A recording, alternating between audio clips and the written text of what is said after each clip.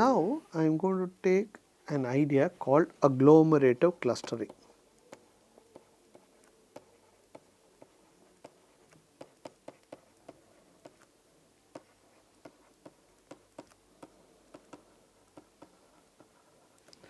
Okay, what does agglomerative clustering means?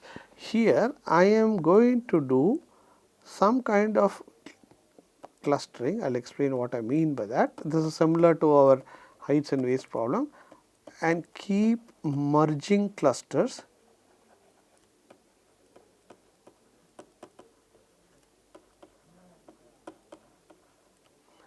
until I get desired number of clusters.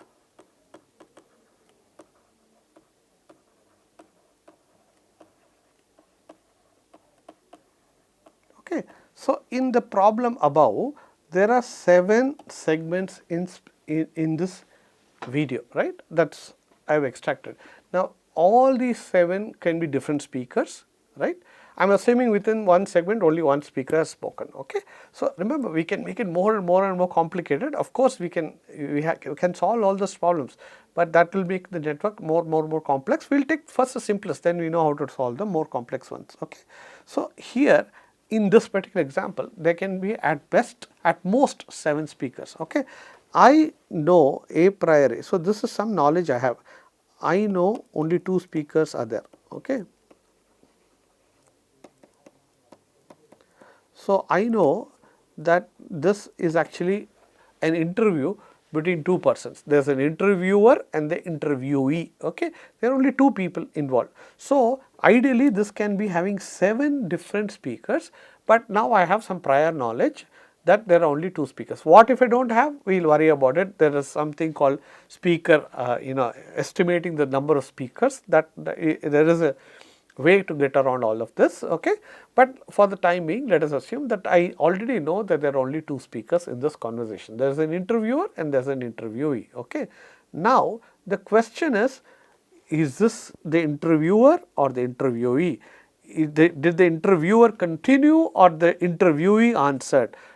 So, I do not know which one is the interviewer, which was the interviewee. That is the problem, right.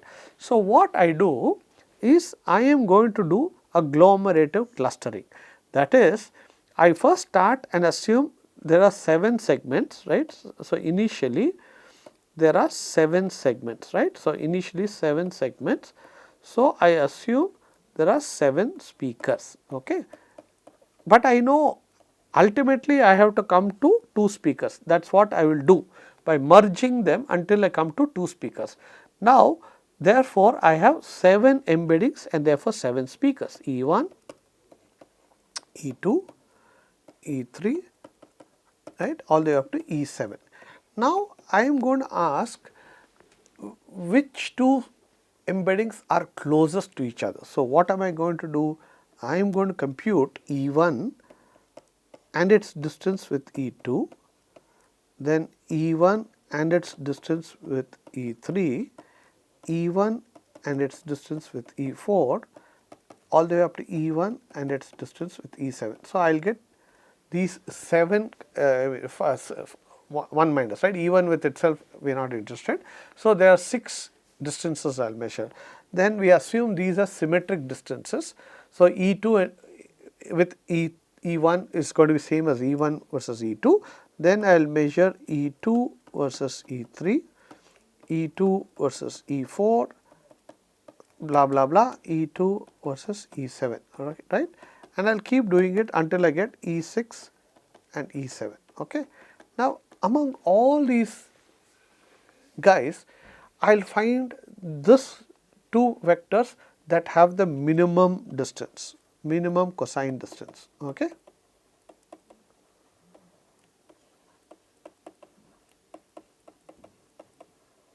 Okay. So, then let us say E4 and E7 has minimum cosine distance.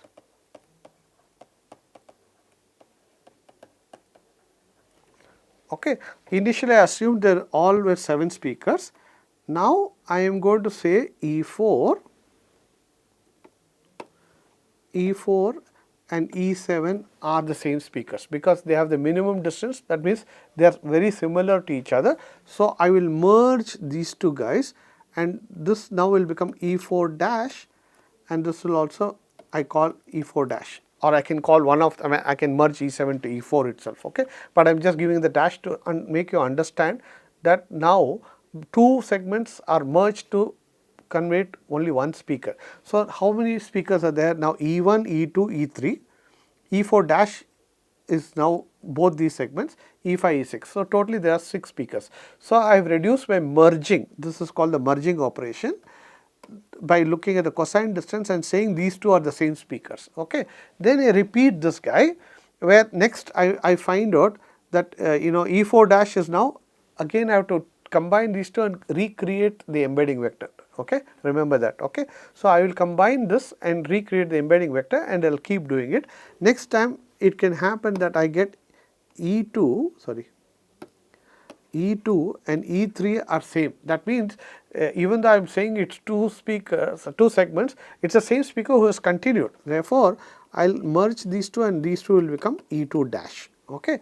Now, I will become 5 speakers. I will keep doing this until I hit 2 speakers, okay, and then I will stop. Now, I basically have achieved that this speech which I was talking, I will rewrite this guy. So, it will say there are only 2 speakers. So, I will basically say the first speaker is from S1 spoke from here to here, then S2 spoke from here to here. So, there are only 2 speakers. So, all these got merged, and then again S2 spoke from here to here, right, and then S1 spoke, right. Oh, what is this blue? Yeah, S1 spoke, and then S2 spoke, okay. So, now I get beautifully the S2 only, okay. So, now I know that S1 speaker spoke only from this time interval to this time interval, and this time interval to this time. S2 spoke here, here, here. So, now I can, and if I know who S1 was, if it was S1 is Umesh and S2 is Mitesh, or S1 is Kaushik, S2 is somebody else, right. Now, I already have the text that went here.